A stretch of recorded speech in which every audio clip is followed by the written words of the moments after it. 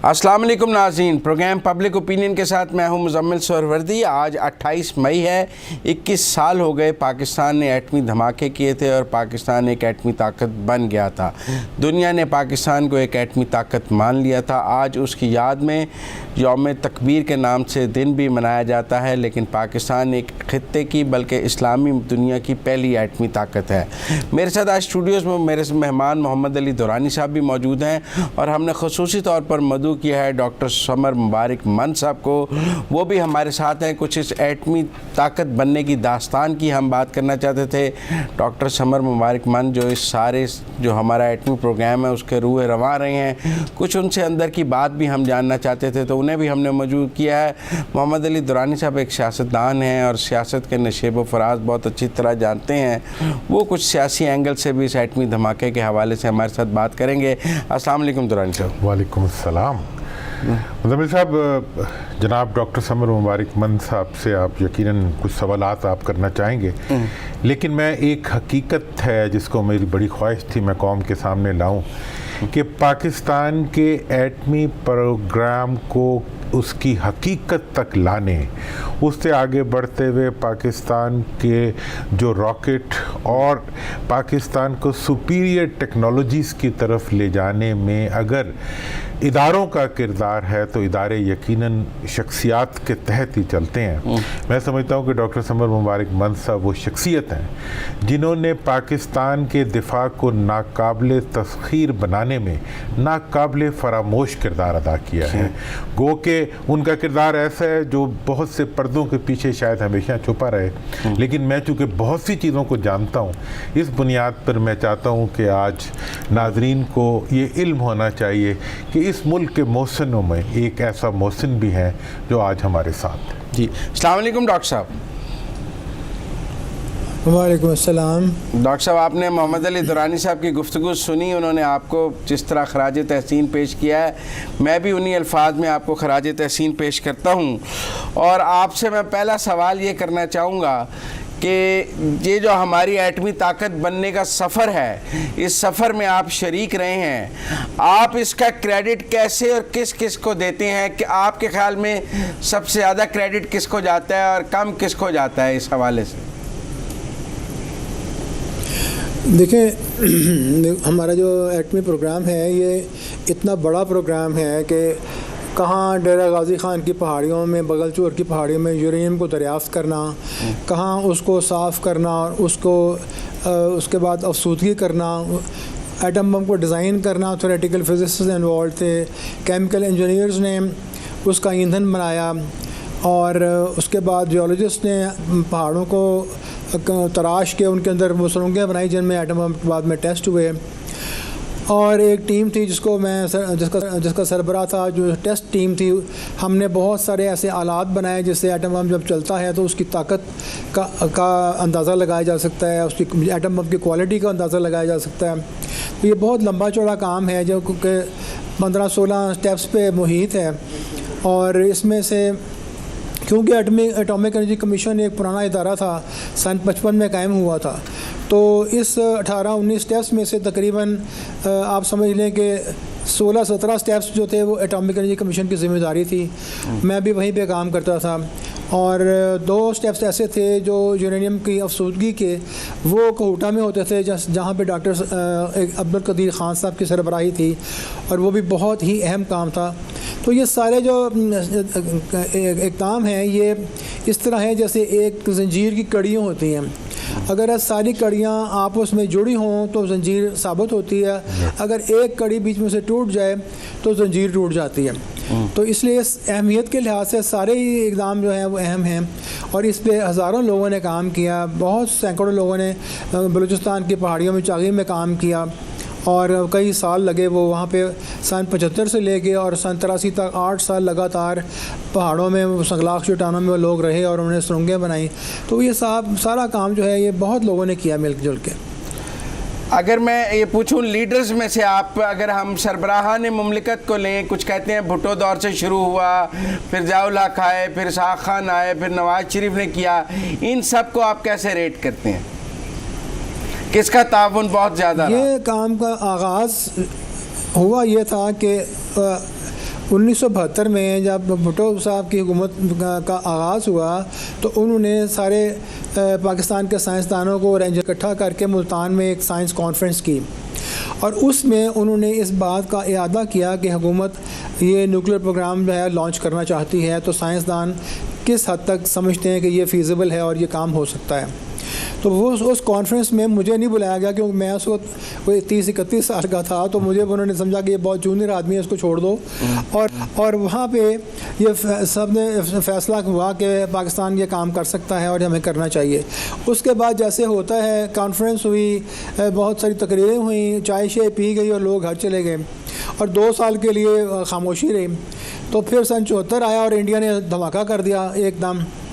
तो फिर उस वक्त पाकिस्तान एकदम जागा और बहुत तेज़ी के साथ ये काम शुरू हुआ इस ज़मन में। और सन 74 से लेके आप समझ लें कि 83 तक, ये कोई 9 साल के अरसे में एटम बम पहला जो था उसका डिज़ाइन वो भी बन गया, चागी की सुरंगें भी तैयार हो गई, जो आलात थे उसकी ताकत मेजर करने के लिए टेस्टिंग के सारा आलात भी तैयार हो गए। तो हर तरह से फिर हम तैयार थे।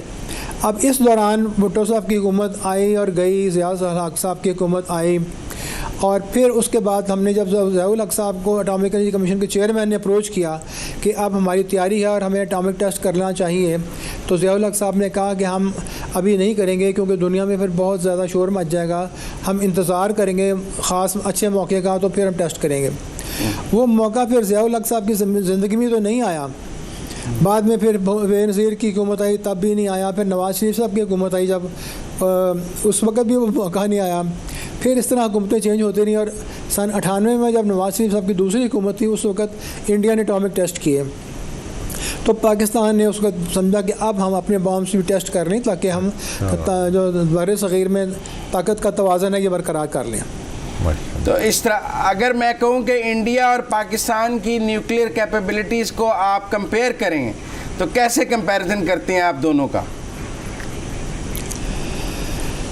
ये तो जी कंपैरिजन मुझे कहते हुए तो खैर मुनासिब नहीं लगता, लेकिन वॉशिंगटन पोस्ट को अगर आप पढ़ लें, उसके जो तज्ज़िये इसके ऊपर, जेन्स डिफेंस वीकली के तज्ज़िये पढ़ लें, एसोसिएशन ऑफ अमेरिकन साइंटिस्ट के तज्ज़िये पढ़ लें, तो सारे तज्ज़िये एक ही तरफ निशानदेही करती हैं कि पाकिस्तान का न्यूक्लियर प्रोग्राम इस वक्त इंडिया के प्रोग्राम से बहुत ज़्यादा आगे है। कोई कंपैरिजन अब नहीं है, मुकाबला नहीं है बिल्कुल।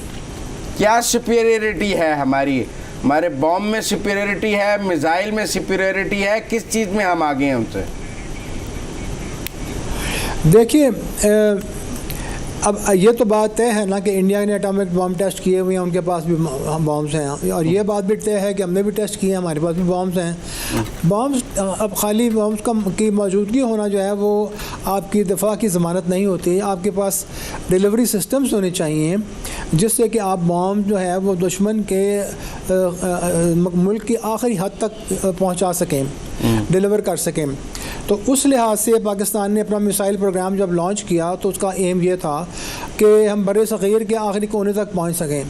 तो पहले तो इंडिया के जितने बेसिस थे, छावनियाँ थी वो हमारे पाकिस्तान के ख़िलाफ़, वो हमारे बॉर्डर के उस पार थी और दिल्ली से इस तरफ थी। लेकिन जिस वक्त हमने शाहीन 1 बनाई और वो उसकी रेंज जो थी वो दिल्ली तक थी, तो उन्होंने इंडिया ने अपनी यहाँ से छावनियाँ उठा ली सारी और वो जनूब में चले गए, जनूबी हिंदुस्तान में चले गए, मैसूर के, बॉम्बे, हैदराबाद के पास। तो फिर हमने शाहीन 2 बनाई और शाहीन 2 जो थी उसने जाके वहाँ पे और इंडिया के वहाँ बेसिस को टारगेट भी करने की सलाहियत थी उसमें। तो फिर इन्होंने यहाँ से अपनी छावनियाँ उठाई हैदराबाद से और ये अंडमान आइलैंड्स में चले गए जिसे काला पानी कहते हैं, और ये समझते थे कि वो इतनी दूर है पाकिस्तान से कि वो वहाँ महफूज हैं। तो फिर हमारे साइंटिस्ट ने शाहीन 3 बनाई और शाहीन 3 की रेंज जो है वो अंडमान आइलैंड को बखूबी कवर करती है। तो इसलिए इंडिया के पास अब कोई और चॉइस तो नहीं है कि वो काले पानी में, बे ऑफ बंगाल में कूद जाएं, वरना उनकी हर खत्ते की जगह जो है वो हमारी मिसाइलों के नरगे में है। और उनकी इतनी ज़्यादा हमारी एक्यूरेट मिसाइल्स हैं कि 3-3 हज़ार किलोमीटर की रेंज की मिसाइल भी अपने टारगेट को 40-50 मीटर के एक्यूरेसी से जाके लगती हैं। तो जब एटम बम लगा उसके आगे तो फिर वो 40-50 मीटर से कोई फ़र्क नहीं पड़ता। तो इसलिए हमारी मिसाइल्स जो हैं वो अब बॉम्ब्स को हर जगह डिलीवर कर सकती हैं। तो बैलेंस ऑफ पावर तुम्हारा अब सही हो गया है और इंशाल्लाह सही रहेगा। तो जब ये हुआ तो हमने कहा, क्लेम किया हमारी हुकूमत ने कि अब हमने मिनिमम न्यूक्लियर डिटरेंस जो है वो बरकरार कर लिया। तो उस वक़्त इंडिया ने एक और शरारत की, उन्होंने 40 आर्मर्ड डिवीजन फ़ौज जो थी वो $60 बिलियन के ख़र्चे पे रेज़ की और उसको जो कन्वेंशनल वेपन्स हैं, टैंक्स और तोपें, ऐसी चीज़ों से उसको लैस किया और कहा कि ये इसलिए है कि पाकिस्तान अगर कोई शरारत करे, जैसे कारगिल क्राइसिस हुआ था या जैसे बॉम्बे की पार्लियामेंट में अटैक हुआ, दिल्ली के पार्लियामेंट में अटैक हुआ था या जैसे बॉम्बे के होटल पर अटैक हुआ था, ऐसी कोई हरकत हो तो हम 40 डिवीजन आर्मर्ड डिवीजन से पाकिस्तान पर अटैक करके पाकिस्तान को 2 लख्त कर देंगे। तो जब इंडिया ने ये चीज़ की और अनाउंस भी कर दी तो उस वक्त फिर हमारे साइंटिस्ट ने उस चैलेंज को पूरा उतरने के लिए नसर मिसाइल बनाई, जो कि एक मल्टी बैरल लॉन्चर जो एक ट्रक पे माउंटेड होता है और उसमें 4 या 6 बैरल्स होती हैं और वहाँ उनमें से वो मिसाइल लॉन्च होती है। और वो ज़ाहिर है वो बैरल का जो डायमीटर है वो सिर्फ 6-7 इंच होता है, तो मिसाइल भी 6-7 इंच से थोड़ी कम ही होती है डायमीटर में, और उसके आगे हर मिसाइल के आगे एक छोटा सा मिनिएचर न्यूक्लियर वॉरहेड लगा हुआ है और उस वॉरहेड की ताकत बहुत ज़्यादा है। तो वो आप मल्टी बैरल लॉन्चर से अगर एक जंग हो रही हो और आमने सामने फ़ौज दुश्मन की हो तो आप वो लॉन्च कर सकते हैं और वो अगर ऐसा मौका हो तो वो 40 डिवीज़न जो आर्मर्ड डिवीज़न हैं वो उनकी बहुत कम अरसे में नेस्त व नाबूद कर सकते हैं हम। तो इस तरह से उसका भी हमने मुकाबला किया, उस चैलेंज का भी मुकाबला किया और मेरा ख्याल है अब इस वक्त तो हमारा जो बैलेंस ऑफ पावर है वो मेंटेन्ड है। अच्छा, नहीं डॉक्टर साहब, एक ये है कि जो न्यूक्लियर टेक्नोलॉजी है वो फॉर पीस भी है, उससे हम बिजली भी, एनर्जी भी हासिल करते हैं और भी दीगर अलूम में वो इस्तेमाल होती है। पाकिस्तान ने अपनी न्यूक्लियर टेक्नोलॉजी फॉर एनर्जी और फॉर दूसरी चीज़ों में इतनी कामयाबी से इस्तेमाल नहीं की, आप इसको कैसे देखते हैं? देखिए, न्यूक्लियर एनर्जी तो एग्रीकल्चर में आपको याद होगा कि हमारे 4 पाकिस्तान में एग्रीकल्चर रिसर्च सेंटर्स हैं, 5 हैं बल्कि, 2 फैसलाबाद में हैं, एक डंडो जाम में है, एक पेशावर के पास है। तो इस तरह 4-5 सेंटर्स में हमारी जो एग्रीकल्चर साइड पे न्यूक्लियर टेक्नोलॉजी इस्तेमाल हो रही है। और नियाब 78 कॉटन का नाम सुना होगा आपने, वीट हमारी थी 96, वो दरियाफ्त हुई। उसके बाद 2000 के बाद 2-3 वैराइटीज़ दरियाफ्त हुई, गंदम की भी और चावलों की भी और कॉटन की हुई, जिसकी वजह से कॉटन प्रोडक्शन पाकिस्तान की 3 मिलियन बेल से बढ़ के तकरीबन 14 मिलियन बेल तक पहुंच गई। तो हमने एग्रीकल्चर सेक्टर में बहुत कंट्रीब्यूट किया है। उसके अलावा पाकिस्तान में इस वक्त 17 के करीब न्यूक्लियर मेडिकल सेंटर्स हैं जहाँ पे कैंसर की तशख़ीस होती है और बीमारियों की तशख़ीस होती है और उनका इलाज होता है। और वो गिलगित से लेके और कराची तक सब जगह पे वो सेंटर्स मौजूद हैं, क्वेटे में भी, पेशावर में भी। तो वहाँ पे लोगों का इलाज भी होता है बीमारियों का। उसके अलावा इंडस्ट्री में भी इसकी बड़ी एप्लीकेशंस हैं, वो भी हम करते हैं। लेकिन बिजली बनाने का जहाँ तक ताल्लुक़ है, मैं आपको ये इल्म होना चाहिए कि जो एक पावर स्टेशन है, जो न्यूक्लियर पावर स्टेशन है, उसके ऊपर लागत बहुत आती है। तो इस वक्त पाकिस्तान में सबसे पहला न्यूक्लियर पावर स्टेशन कराची में चल रहा है, फिर चश्मा के मकाम पे हमारे 4 न्यूक्लियर पावर स्टेशन इस वक्त चल रहे हैं। 2 हमारे nuclear power station Karachi hub के मकाम पे इस वक्त तकरीबन मुकम्मल होने वाले हैं। और उसके बाद मुजफ्फरगढ़ में हमारा न्यूक्लियर पावर स्टेशन अब इंस्टॉल अगला बनने लगा, उसकी प्लानिंग हो चुकी है। तो ये तो एक सिलसिला है जो लगातार चलता जा रहा है, लेकिन इसमें पैसे क्योंकि बहुत लगते हैं तो इसलिए हमारी दस्तरस में वो उतना उस तरह से नहीं है जिस तरह हम चाहते हैं। अगर हमारे पास पैसे हों तो हम और तेज़ी से ये काम करें।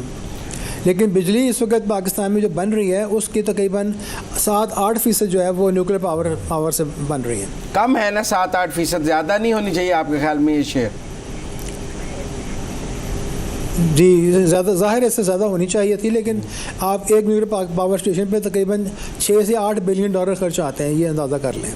अच्छा, दूसरा ये भी कि बहुत से दुश्मन ममालिक की दास्तानें तो सुनते हैं, किसी दोस्त मुल्क ने इसमें साथ भी दिया हमारा कि नहीं?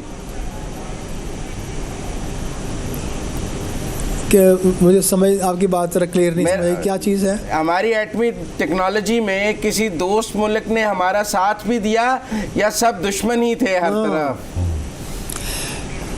देखें, हमारे साथ जो न्यूक्लियर टेक्नोलॉजी है ये एक ऐसी चीज़ है कि जो हमारे दोस्त ममालिक हैं, जो पहली बात तो ये है कि उन्होंने सब ने इंटरनेशनल मुआहदे साइन किए हुए हैं कि पाकिस्तान क्योंकि NPT का मेंबर नहीं है न्यूक्लियर प्रोहिबिशन ट्रीटी का, इसलिए इसको कोई हेल्प नहीं कर सकते। तो वो उस पर बड़ी अच्छी तरह से वो अमल करते हैं और कभी पाकिस्तान की किसी ने मदद नहीं की। आपको ये सवाल पूछने से पहले ये एहसास करना चाहिए, बड़ा ज़रूरी है आपके लिए, कि पाकिस्तान की कौम इंतहाई ज़हीन कौम है। ये हमारे लोग जो आपको नज़र आते हैं सीधे साधे से और बिल्कुल यूनिवर्सिटियों में पढ़ते हैं और कॉलेजों में पढ़ाते हैं, इनके दिमाग और इनके जहन इतने तेज़ हैं कि अगर इनको मुस्बत तरीके से इस्तेमाल किया जाए तो ये कोई ऐसा काम नहीं है जो दुनिया का कर नहीं सकते। आप अगर एक इंटरनेशनल फ़्लाइट के साथ पाकिस्तान दाखिल हुए हैं, पाकिस्तान की सरहद क्रॉस करें, तो आपको रेगिस्तान नज़र आएंगे, खेत व खलियान नज़र आएंगे, लोग हल चला रहे होंगे, ट्रैक्टर चला रहे होंगे, और सडनली आप यहाँ आके लैंड होते हैं तो पता चलता है कि पाकिस्तान तो दुनिया की सबसे एक्यूरेट तरीन मिसाइल्स बनाता है, पाकिस्तान एटम बम, पाकिस्तान छोटी सी टैक्टिकल वेपन्स बनाता है। ये सारे काम यही लोग करते हैं जो आपको इतने सादे से लगते हैं, क्योंकि जहन यहाँ पे अल्लाह ने बहुत अच्छा दिया लोग। मुझे ब्रेक लेनी है डॉक्टर साहब, हमारे साथ ही रहिए, आपसे बात करेंगे ब्रेक के बाद, हमारे साथ रहिए।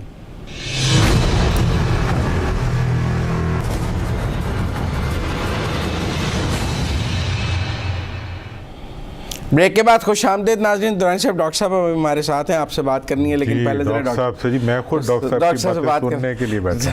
डॉक्टर साहब, आपने कहा कि सारा इंडिजिनस है और हम खुद बहुत ज़हीन लोग हैं और हमने बगैर किसी की मदद के ये सब हासिल किया है, तो आगे नौजवानों के लिए क्या पैगाम है आपके पास? आज 28 मई 2019 को आप पाकिस्तान के नौजवान को आगे का क्या रास्ता दिखाते हैं कि इसमें आगे क्या अचीव करना है हमें?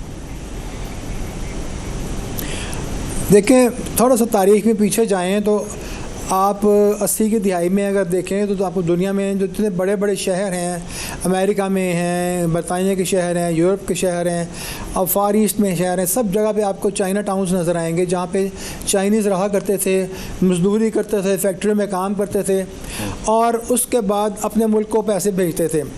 और उस वक्त चाइना में बहुत प्रिमिटिव किस्म की टेक्नोलॉजी थी और मेहनत करते करते वो मुल्क इतनी तरक्की कर गया कि जितने चाइनीज़ चाइना से बाहर काम करते थे वो आहिस्ता आहिस्ता सारे पाकिस्तान चाइना में वापस आ गए। और आज उसका नतीजा ये है कि चाइना जो है दुनिया की दूसरी बड़ी मीशत है और चंद सालों में मेरा ख्याल सबसे बड़ी मीशत बन जाएगा। तो पाकिस्तान के जो लोग हैं जो इस वक्त कई सालों से ट्रेंड ये था कि वो पाकिस्तान से बाहर जाके बाहर जॉब्स हासिल करने के लिए अमेरिका जाएं, यूरोप जाएं, कहीं बरतानिया जाएं और सऊदी अरब, मिडल ईस्ट जाएं, तो वहाँ से जाके वो पैसे भेजते हैं, यहाँ पे अपनी फैमिलीज़ को भेजते हैं। लेकिन अब इस वक्त सिचुएशन ये है कि टेक्निकली पाकिस्तान इतना एडवांस्ड मुल्क है एशिया का। अभी मैंने आपको कुछ एडवांस्ड अपने वेपन्स बताए नहीं, डिटेल मुनासिब नहीं है, लेकिन इतना एडवांस्ड मुल्क है पाकिस्तान और वो हमने सब चीज़ें खुद हासिल की हैं टेक्नोलॉजी में कि अब वक्त आ गया है कि पाकिस्तानी जो बाहर काम कर रहे हैं वो यहाँ पे गवर्नमेंट उनके लिए इंडस्ट्री लगाए, यहाँ पे उनके लिए अपॉर्चुनिटीज़ क्रिएट करे और वो लोग वापस आएँ और उस मैन पावर को इस्तेमाल करते हुए इस मुल्क को माशी तौर पे बहुत ज़्यादा तरक्की दें। ये चाइना की एग्ज़ाम्पल हमने देखी हमारे सामने और हमें हमारी जो जहानत है जो मुल्क से बाहर काम कर रही है, ये सारे लोगों को वापस आना चाहिए।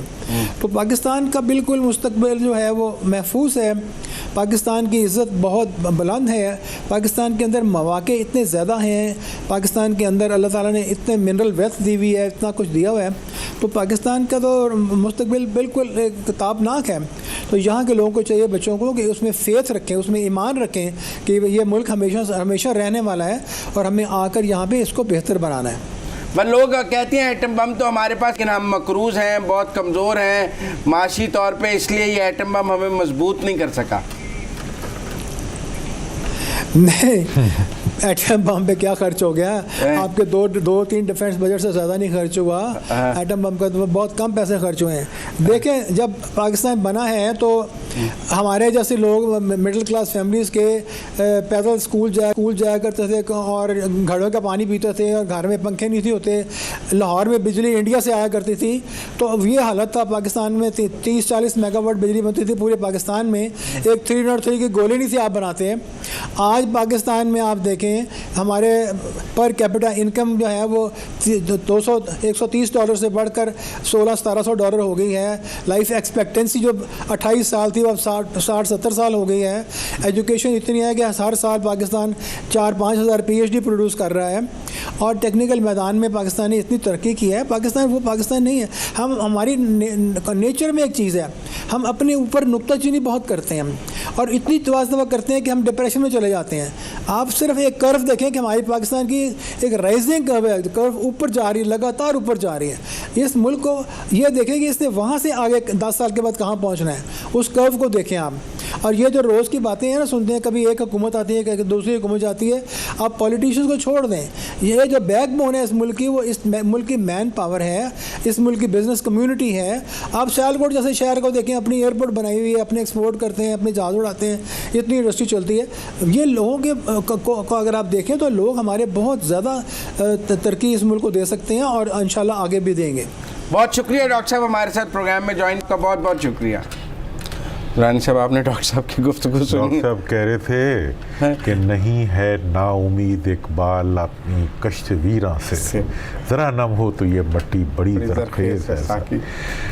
मुज़म्मिल साहब, ये जितनी बातें डॉक्टर साहब ने की हैं बहुत इंस्पायरिंग थी और ये बातें वही फ़र्द कर सकता है जिसके दिल, दिमाग और जिसकी ज़िंदगी, ठीक है, किसी मकसद के लिए गुजरी हो।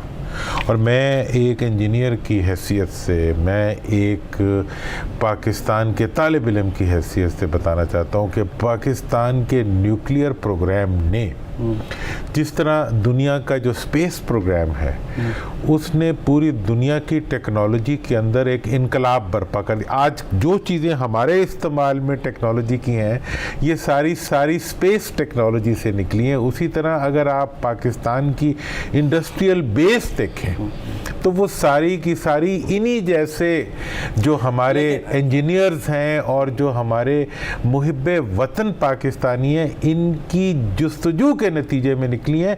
मतलब मैं आपको ये भी बताना चाहता हूँ कि पाकिस्तान में स्पेशल पर्पस स्टील बना ही नहीं करता था और एक इदारा न्यूक्लियर यूटिलिटी के लिए कराची में पाकिस्तान की फ़ौज ने लगाया और वो स्टील मिल जो है आज पूरे पाकिस्तान की स्पेशल पर्पस स्टील की ज़रूरियात भी पूरी करती है और वो दुनिया का बेहतरीन से बेहतरीन क्वालिटी स्टील भी पैदा करती है। और मैं आपको मेटलर्जी से लेके इलेक्ट्रॉनिक्स से लेके रॉकेट से कोई ऐसी टेक्नोलॉजी नहीं है जिसमें आपकी न्यूक्लियर टेक्नोलॉजी की बेस ने एक किरदार अदा ना किया हो। वो कहते हैं नहीं मैं ज़रा, आप सियासतदान है ना, बात आपसे सियासी, मैं इंजीनियर भी तो हूँ ना यार और पाकिस्तानी भी हूँ, मैं सिर्फ कमबख्त सियासतदान तो नहीं हूँ ना। वो कहते हैं जिसने न्यूक्लियर प्रोग्राम शुरू किया उसको फांसी लग गई, जिसने धमाके किए वो कोट लखपत जेल में है, जिसने आबियारी की उसका जहाज़ फट गया, वो जो एक साइंसदान है उसकी भी हमने तजलील की। डॉक्टर साहब को भी हम कोई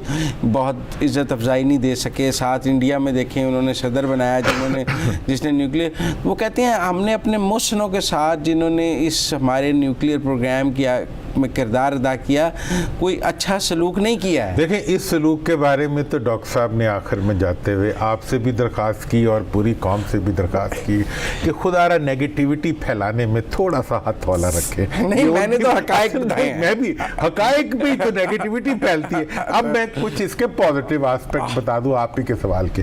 आप देखें भुट्टो साहब मगरिब, ज़िया साहब मशरिक, गुलाम इसहाक खान शुमाल, अपना मियाँ नवाज शरीफ साहब जनूब, शुमाल जनूब मगरिब मशरिक, कोई कहीं से भी आया किसी सोच का भी था। एक बात हकीकत है, भुट्टो साहब का इस मामले में जो कन्विक्शन थी वो सारी दुनिया जानती है।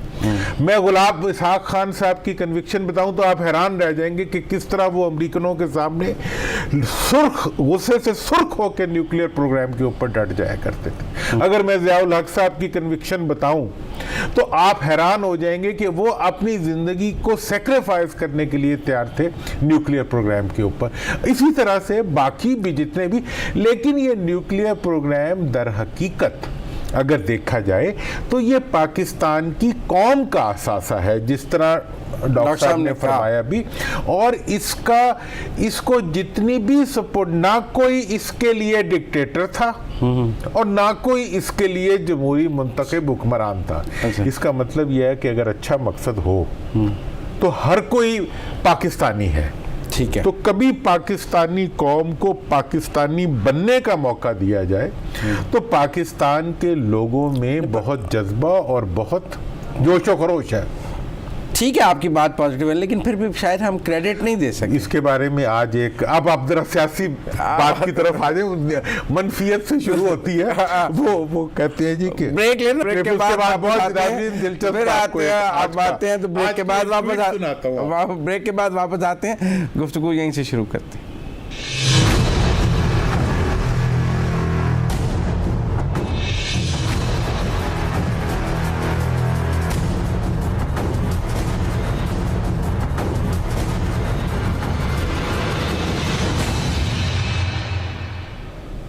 ब्रेक के बाद खुश आमदेद नाज़रीन। दुरानी साहब आप कुछ कह रहे थे, बड़ा ज़बरदस्ती को बात की। आज मैं सुबह उठा तो एक ट्वीट आई हुई थी ना, बार बार फिर आनी शुरू हो गई, तो मैंने पढ़ी तो मुझे बड़ा इंटरेस्टिंग लगी। उसमें लिखा हुआ था कि पाकिस्तान में तमाम फैसले GHQ में होते हैं। हाँ, तमाम फैसले GHQ में, लेकिन एटमी धमाका नवाज शरीफ ने अपने मर्जी से किए थे। हाँ, वो फैसला उन्होंने किया था, क्योंकि बिल क्लिंटन उन्हें फ़ोन कर रहे थे, आर्मी चीफ को तो नहीं कर रहे थे। हाँ, तो मतलब ये है कि हम तमाम फैसले जो हैं वो GHQ से होते हैं। अमरीकी एजेंटी भी GHQ से होती है, सब कुछ GHQ से होता है। लेकिन एटमी धमाके हमने खुद किए थे। ठीक है। मतलब ये है, वो एक पंजाबी का मुहावरा है, वंड खा ते खंड खा। मतलब ये है कि हम जब अपनी हुक्मरानी और अपनी सियासत के अंदर पूरी कौम का क्रेडिट जो है वो अपनी जेब में। आज एक ही जमात ने यौम तकबीर मनाया, छोटा बड़ा जैसा भी। उन्होंने वादा तो किया था कि हम जुलूस निकालेंगे। इस्लामाबाद में जलसे का वादा था, लेकिन उन्होंने छोटी छोटी जलसियां कर दी। उसको डिवाइड कर दिया उन्होंने 10 टाइम्स में ना। एक जगह अल नसर बना दिया, अल नसर बना दिया। उन्होंने 10,000 बंदे करने की बजाय आपको मैंने कल भी शायद बताया था, नहीं पता, बड़ी दिलचस्प। ठीक है, जब ये हुआ, आपको पता है ये 21 साल से पहले होने वाला जो एटमी धमाका था पाकिस्तान का, बल्कि जब से पाकिस्तान ने एटम बम बनाया है तो एटम बम को ट्राई करने से पहले कोल्ड टेस्ट किया गया था, जिसमें कि एटम बम को टेस्ट किया जाता है, और उसमें वो अहलियत हमने हासिल कर ली थी। तो एक वक्त में इंडिया जो था वो बहुत बड़ा ऑफेंसिव पाकिस्तान की तरफ लेना चाह रहा था। तो उस वक्त हमारे जो एक डॉक्टर कदीर खान साहब का एक इंटरव्यू के ज़रिए ये बात इंडिया को लीक कराई गई थी बाकायदा। बिल्कुल, कुलदीप नैयर साहब आए थे, कुलदीप साहब आए थे, और उन्हें ये बताया गया था कि पाकिस्तान के पास एटम बम है। तो एटम बम जो है, साहब भी जब मैच देखने गए थे उन्होंने भी सुना, एयरपोर्ट पे यही कहा था। अच्छा, एटम बम अगर है तो इसका मतलब है कि ये जो यौम मई है ये पाकिस्तान के लिए और खित्ते के लिए यौम तकबीर तो है ही, लेकिन यौम अमन भी है। ठीक है, कि इसकी वजह से इस खित्ते में अमन आया है, और पाकिस्तान को इस चीज़ का क्रेडिट मिलना चाहिए कि उसने अपने न्यूक्लियर प्रोग्राम के ज़रिए पूरी जनूबी एशिया के अंदर जो है, पूरे एशिया के अंदर जो है अमन को रिवाज दिया और अमन को कायम किया। और ये भी हमें यकीन रखना चाहिए कि हमारा पोटेंशियल जो है, ठीक है ना जी, अगर हमारी कौम को अपॉर्चुनिटीज़ इसी तरह मिलती हैं इंशाअल्लाह, तो हम वो सब कुछ कर सकते हैं जो कि कोई दुनिया सोच भी नहीं सकती। और वो जो कहा जरा, जो और आखिरी चीज़ जो मैं इस सिलसिले में कहना चाहूँगा वो ये है, खुदारा मैंने पाकिस्तान के अंदर कोई ऐसी अचीवमेंट नहीं देखी जो पूरे पाकिस्तान ने मिल के ना की हो।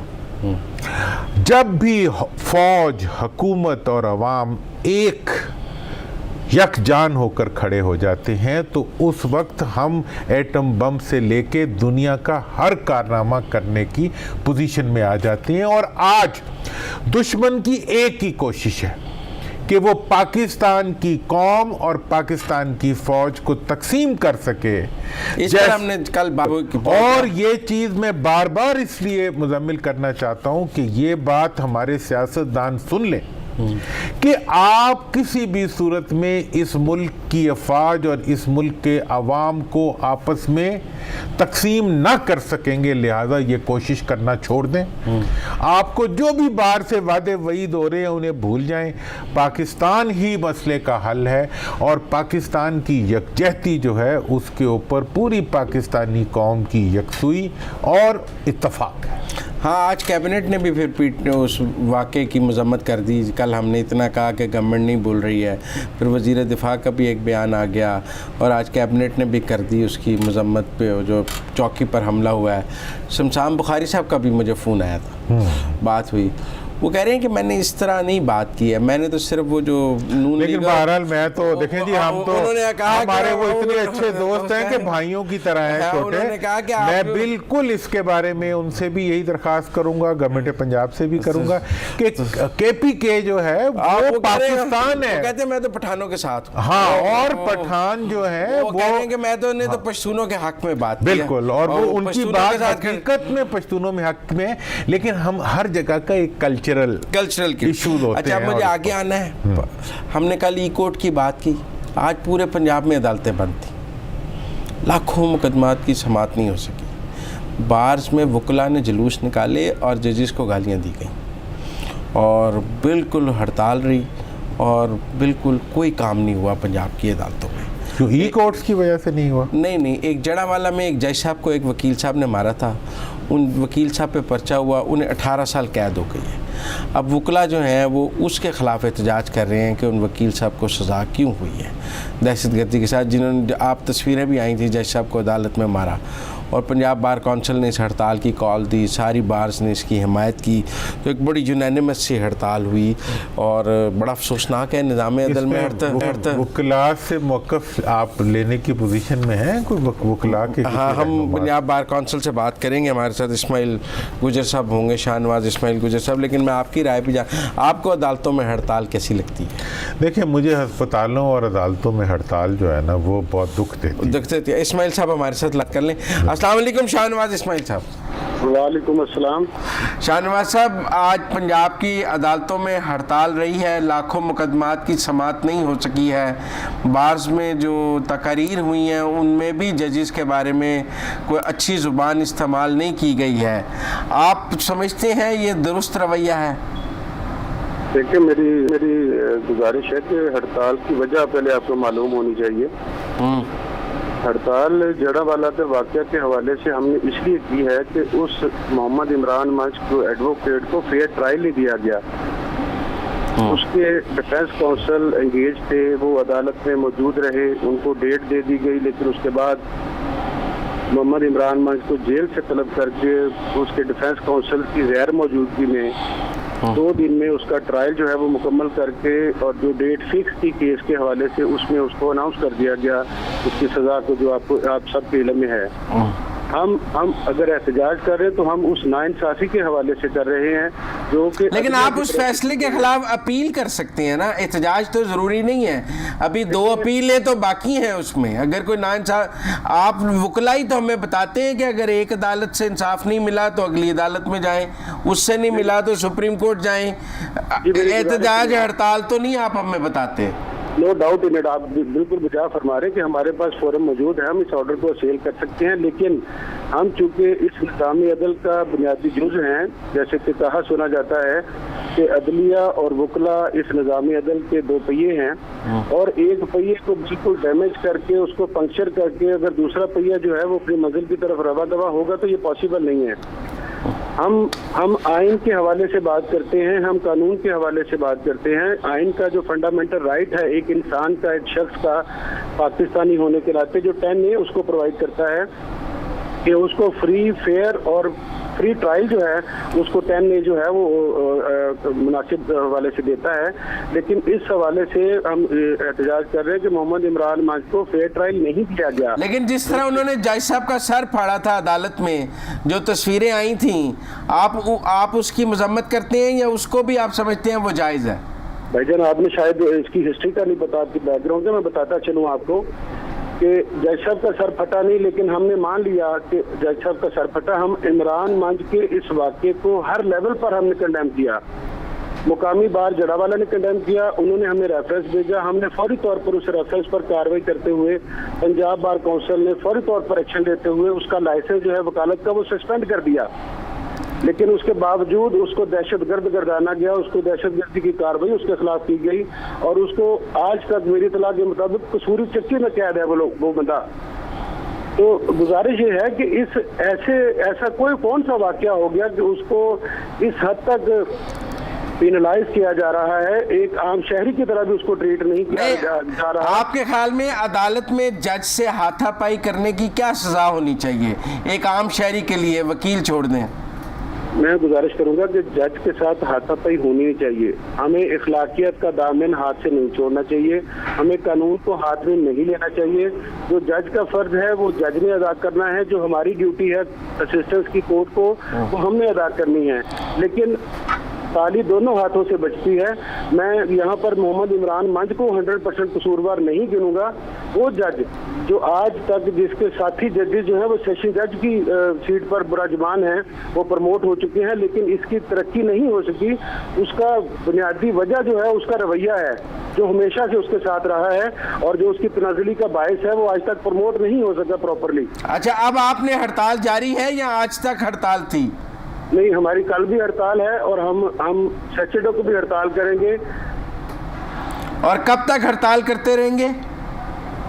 देखिए, हमारा मकसद हड़ताल करना नहीं है, हमारा मकसद अदलिया को ये बताना है कि हमारे साथ नाइंसाफी हुई है। हमें इमरान मंच को सजा हो जाती, हमें कंसर्न नहीं था।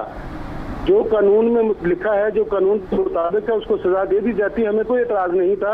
हम उसका ऑर्डर सेल करते, हम अपीलेट कोर्ट में जाते, उससे अपीलेट फोरम में जाते।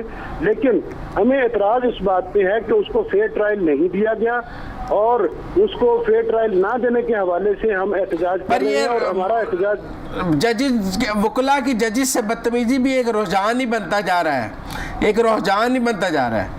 जी, मैं आपको बताना चाहूँगा यहाँ पे कि Punjab bar council being a statutory body, हम एक पेरेंट एज अदारा हैं, हमने कभी भी ऐसे इकदाम को सपोर्ट नहीं किया।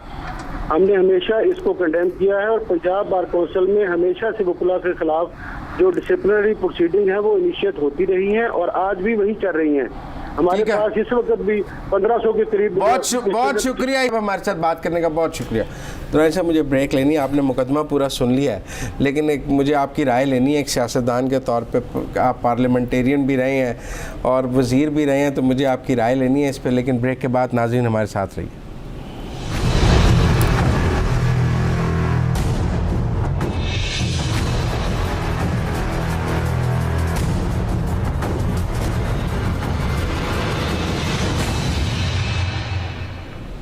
ब्रेक के बाद खुशामदीद नाज़रीन। दुरानी साहब, आपको ये इस्माइल साहब का क्या गुफ्तगू में क्या वजह? मैं तो इस्माइल साहब की गुफ्तगू तो खुद अपना जवाब आप ही थी। अच्छा, हाँ, वो तो अपना जवाब। लेकिन मैं उन तमाम केसेस का सोच रहा था कि लाखों साइल अदालतों के अंदर, कोई अपनी ज़मानत कराने के लिए, कोई ईद से पहले ज़मानत कराने के लिए, कोई अपनी गवाही पेश करवाने के लिए। मतलब ये है कि पूरे लाखों आवाम जो हैं उनका ये हक कि उन्हें इंसाफ मिल सके, जो वैसे ही नहीं मिलता। ठीक है, ऊपर से जो है उसका हड़ताल की शक्ल में। ये शायद कोई भी चैनल नाजरीन, कोई भी प्रोग्राम इस इशू को इतना इम्पोर्टेंट ना समझ रहा हो, क्योंकि हमारे यहाँ इशू इम्पोर्टेंट वो होता है कि बंदे ने कुत्ते को काट लिया, कुत्ते ने बंदे को काटा, कोई खबर नहीं है। तो बैनी जहाँ हमारे अवाम को तकलीफ़ पहुँचती है वहाँ पे किसी को कोई। लेकिन मुज़म्मिल साहब का मैं इस चीज़ पे खराज तहसीन पेश करूँगा कि ऐसा इशू जो वाकई अवाम का इशू है जिसकी तकलीफ अवाम को महसूस होती है। हम जब डॉक्टरों की हड़ताल होती है हम हमेशा लेते हैं और उनसे इस्तदा करते हैं कि खुदा ना आप जो भी कुछ करें हड़ताल ना करें। इसी तरह हमारी वुकला भाइयों से भी ये दरख्वास्त है कि सबसे अच्छा रास्ता वही है जो उन्होंने मुझे बताया था कि तुम्हारी यहाँ कैंसिल हो, यहाँ नहीं हुआ अदालत में काम तो अगली अदालत में जाओ। तो जो कानून मेरे लिए है वही कानून वुकला के लिए होना चाहिए, जो वो नवाज शरीफ को समझाते हैं, जो नवाज शरीफ साहब को हम समझाते हैं, हर सियासतदान को समझाते हैं, हर शहरी को समझाते हैं, वही चीज़ जो है वो वुकला के लिए भी समझनी चाहिए। और एक बात तो मैं तमाम वुकला से कहूँगा कि अच्छे बच्चे लड़ते नहीं हैं, अच्छे बच्चे, और अपने उस्ताद से तो, और जिन्होंने कानून की तालीम दी है कानून की तालीम वो कानून हाथ में नहीं हमें अच्छा नहीं लगता, क्योंकि आप हमारे कौम की आंखें हैं, आप हमारे कौम का लेके चलने वाले अजहान हैं, आपसे अवाम की बहुत तवक्को है। अच्छा, वो मुस्लिम ने यौम तकबीर पे आपको पता है बड़े जलसा और बड़ा मनाने, मैं तो पहले भी कह रहा था किधर क्या जलसा। मशहूद साहब का शॉट ना सुनवाऊं आपको, सुनाई ना यार, बात करते फिर इस यू टर्न पे आपसे बात करनी है, जरा राना मशहूद साहब का शॉट सुनवाएं। अच्छा, वो इस्लामाबाद में बड़ा जलसा होना था वो नहीं हुआ, लाहौर में यार वो तो 2 दिन बाद उन्होंने अपना मरियम बीबी ने बावलपुर जाके यू टर्न ले लिया था। हाँ, तो राना मशहूद साहब ने आके यहाँ पे ले लिया, 28 पे यू टर्न ले लिया। अब वो किसी दिन ये ना कह दें कि जी ये जो धमाका था ये भी हमने GHQ के खलाई मखलूक ने करवाया था और हमें हमारा पाकिस्तान, पुरअमन पाकिस्तान वापस दो, बगैर न्यूक्लियर वाला पाकिस्तान वापस दो, हम जो है वो, और वोट को इज्जत दो, अमन को इज्जत। भाई बात ये है कि आप जब एक्सप्लॉयटेशन के रूट पे आ जाते हैं, जब आपको ये भी नहीं पता होता कि आप मुल्क के लिए काम कर रहे हैं, आवाम के लिए काम कर रहे हैं या किसी ख़ानदान के लिए काम कर रहे हैं, आप सियासत कर रहे हैं या आप गुलामी कर रहे हैं। तो मैं तमाम हमारे, और मैं कल जाते हुए यहाँ से सोच रहा था कि हमारे इतने बड़े बड़े लीडर, अंग्रेज़ 2500-3000 अंग्रेज़ आया था और उन्होंने पूरे मशरिक़ वस्ता, ये हमारे इस खित्ते को, जनूबी एशिया को अपना गुलाम बना लिया था। उसी तरह पाकिस्तान में 2.5 ख़ानदान है, उनके पीछे राना मशहूद साहब, पता नहीं फलाना और फलाना और फलाना खालिद खाका, और वो उनके पीछे ऐसे बकरी बन के खड़े होते हैं। ऐसे तो अंग्रेज साहब ने कहा है कि अगर मरियम नवाज, राना सनाउल्लाह साहब मेरे फेवरेट हैं, ठीक है ना जी, और जो वो बात करती हैं ऐसे लगता है कि शेर बोल रहा हो, लेकिन जब वो मरियम बीबी के पीछे खड़े होकर आज उन्होंने कहा है कि मरियम नवाज को अगर इलेक्शन कमीशन ने नायब सदर से हटाया तो हम उन्हें नायब कायद बना देंगे। तो मतलब वो जो कुछ भी बनाए, लेकिन मेरा मतलब ये है कि राना साहब हो या एतजाज साहब हो या पता नहीं कौन कौन हो, ख्वाजा, मतलब छोड़ दें जितने भी हमारे, कमर हो, राजा हो, यूसुफ रज़ा गिलानी हो, ये है कि मुझे कोई ये समझा दे नाजरीन कि कौन सी दुनिया की जमहूरी निज़ाम के अंदर पैदा होने वाले बच्चे को बादशाहत ख़त्म होने के बावजूद कुर्सी इक़्तिदार और कुर्सी सदारत पार्टी पे बैठने का कौन सा कानून हक देता है? ये कौन सी जमहूरियत है? ये कौन सी इंसानियत है? ये कौन सा इंसाफ है कि आप मेरे मुल्क के बच्चों को, कल चाइना वाले के एक बच्चे की मैंने आपको बात सुनाई थी, आज देखें कि इंडिया के अंदर जो खानदानी छोटी मोटी लेगेसी चल रही थी उसको भी वहां के लोगों ने रिफ्यूज कराते हुए उनसे इस्तीफा ले लिया। आज नेहरू खानदान ने इस्तीफा दे दिया वहां से। आप याद रखें कि ये जो मेरे बच्चे तहरीक चलाएंगे, अब ये बच्चे नहीं तहरीक चलाएंगे, इन ख़ानदानी आमलीतों के ख़िलाफ़ तहरीक चलेगी। आज का प्रोग्राम ख़त्म होता है, तो नाज़रीन हमें इजाज़त दीजिए। आज यौम तकबीर था, हमने सोचा कुछ पाकिस्तान के एटमी टेक्नोलॉजी पर बात की जाए, फिर वुकला की तहरीक पर बात करनी थी, लिहाजा आज हमने सियासी इशूज़ को कम छेड़ा है, कुछ पाकिस्तान की बात की है, कुछ इंसाफ की बात की है, क्योंकि ये भी वो मौज़ूआत हैं जो सियासत की वजह से पीछे रह जाते हैं।